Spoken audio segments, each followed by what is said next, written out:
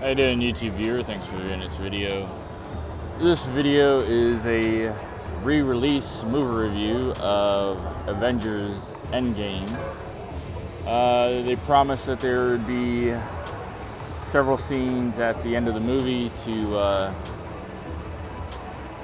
kind of end the end credit scene or the mid credit scene that they failed to give us in the original release of Avengers Endgame. And I will tell you that rewatching this movie gave me more questions about their time travel thing. They one thing that kind of pissed me off about the movie in the very first movie review I did was them saying that it's not based on any of the time machine movies, Back to the Future, Hot Tub Time Machine, any of that. So you can't change the past to be a present, because if you go back into the past, your present is the future. So basically what Doc Brown said in Back to the Future 2, if they don't go back to the, I think, proper point back in when Biff went ahead and grabbed was given the almanac, that the future of Biff 1985 ruling is your present. And somewhat the butterfly effect doesn't go with the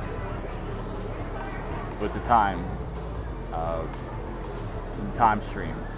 Then also the Supreme Master, I think that Supreme Being, Supreme Master, or whatnot,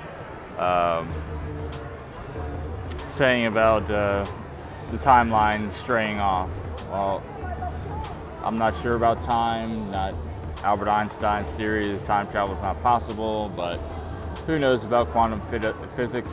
But that line still pisses me off about the time travel, that any other time movie is wrong. And since it's a Marvel Cinematic Universe, that they can go ahead and just do their own thing. Especially since time travel movies have been going past Marvel being I think probably before Marvel ever started doing anything.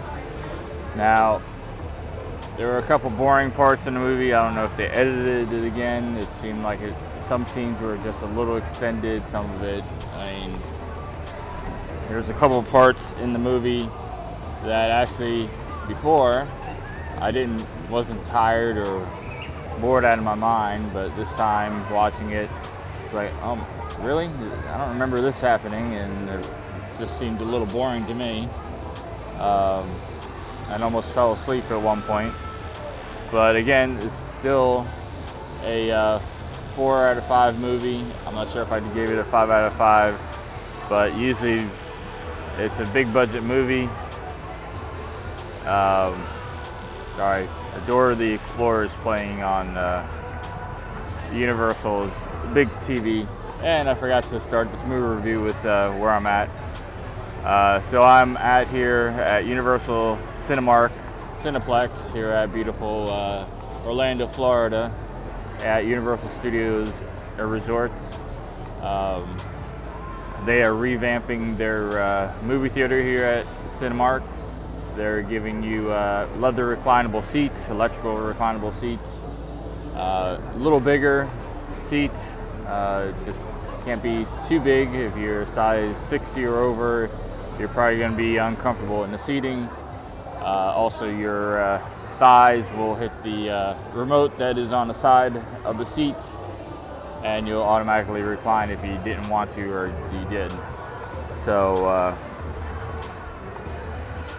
oh shit, sorry, my earbud fell out. One of the things that Universal, or actually Cinemark, is doing is if you pay for parking and you come to a matinee movie, that you bring the excuse me, you bring the parking ticket to them, and they will reimburse you as long as you are seeing two matinee movies, or for two people you get to see a matinee movie. Not see it, but as long as you're buying 2 tickets for a matinee movie, then you'll be able to get the parking reimbursed to you. I'm an annual pass holder, so I don't have to worry about parking. And most of the times I'm seeing movies after 6 p.m., which is free parking here for the City Walk. But other than that, let's get back to the movie review. That it was good for what it was, and I'm glad I've seen it again on a big screen with the sound. But again, there's rewatching it to a person that actually is paying good detail to it, and I really don't want to spoil too much of it. And it's already been out in theaters. Too many people already spoiled it, but you kind of already know what the review is, and you've already seen it. But the only thing I will spoil on here is they finally gave, at the end credits, there's still the anvil at the end of the very end credits. Then the director, not Kevin Feige, he's the producer of the movies. What the hell's his name? One of the Russo brothers is that's in a group therapy session, is on the beginning of the movie saying, please stay tuned to the end of the end credit scenes, or the end of the credits, and there'll be some bonus features. Well, the first bonus feature is Stanley, a previous Blu-ray video that he did explaining about his cameos in the movies, and that he can't believe that he's been doing all the cameos, and he remembers all the cameos that he's ever been in. Then after that, 2-minute video. Sorry, a bug just flew in my damn mouth. After that, there is a scene from Professor Hulk.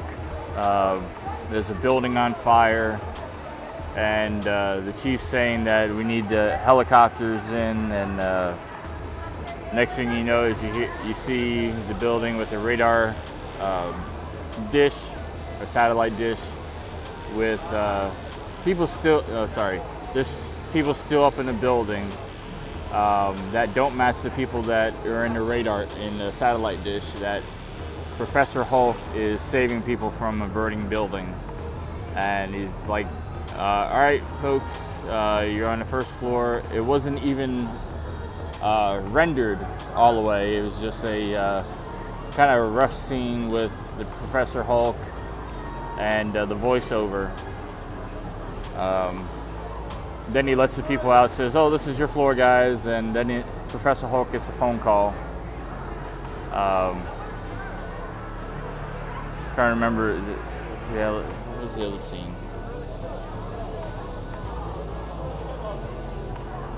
Trying to think, just give me a second. Sorry about that, guys. I had to remember what the heck that last scene was. Then they treat you to the beginning trailer of Spider-Man Far From Home with Mysterio. So they say one more thing, then you go and you see Nick Fury and Miss Hill driving to Mexico. Then it's Mysterio appears, and then they go, Mysterio goes, you don't want any part of this. It's just the Earth guy in the beginning of Spider-Man Far From Home, or the beginning trailer from Far From Home,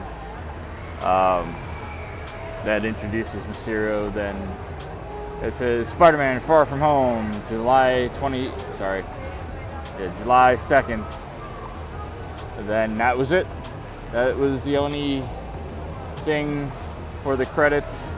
So teaser for Far From Home, then also a deleted scene from Professor Hulk, I guess before the diner, or with a 5-year snap. Then a 2-minute cameo trailer saying "Love Stanley, Love You 3000," and they do the same type of font that they did for the 5-year later thing. So it says "We love you, Stanley 3000," then it disappears "Love You 3000" to Stanley, which they did a hell of a lot of better job for the beginning of Captain Marvel, which since Stan Lee was the creator of all these characters that we have loved for the past decade, from the original Iron Man, that right now they should at least spend 10 seconds of every additional movie with the Marvel credits, with the Marvel flip pages with Stan Lee. That's how they should honor the man that is made Disney and made Marvel billions of dollars. Because if it wasn't for Stan Lee, we wouldn't have Marvel movies. Just like if it wasn't for the guys who created Superman, which I can't remember their names offhand, Silver, I forget what their names are because I haven't read Superman in a while. But still, if it wasn't for these people that invented these characters, we would not enjoy the movies the way that we do and spend money to go see these movies. So Marvel, if you do watch this, and I know I don't get that many movie review or reviews for my videos, but if by some chance somebody does see this video, please, at the first 10 seconds, all the flip pages through the Stan Lee or the Marvel flip part, put Stan Lee in there. Remember the man who made Marvel. Right, remember the man who made all these characters. Now, if it's something that Stan Lee and didn't do, then that's fine. Then don't do the flip credits for him. But him and his partner, and I just had his name and I can't remember it offhand until I probably get off camera. But the people that created these characters, give them credit for what they did. Right, especially since Jack Kirby, that's who it is. I guess my sunglasses were a little too tight on my head. But I mean, give credit to these folks that are doing this stuff. And I know Stan Lee's are alive, and I'm not sure about Jack Kirby is, but still, give credit to these guys, and especially since we love Stan Lee so much, give him the first 10 seconds of every Marvel movie, especially in the flip credit scene. Alright, so thanks for watching this movie review. The Avengers Endgame extra or re-release or extra scenes is not worth going to the theater, or at least not waiting to the end, because all you're gonna hear is like I said, the anvil pounding. Then, like I said, Joe Russo will go ahead and say, "Oh, please stay for a little longer." To here's a deleted scene, or here's a little more with a Stan Lee 2-minute cameo thing that they took from a Blu-ray, which they credit at the end. Then, like I said, also the Professor Hulk deleted scene that's not fully rendered. Then also Spider-Man Homecoming, or sorry, Spider-Man Far From Home beginning trailer. So it's not worth the money to see it. Wait for it to come on DVD. And I know Disney wants to do their get over $1 billion to beat Avatar, and it's not worth it. So thanks for watching. Have a great day. Please like, share, and subscribe. Bye-bye.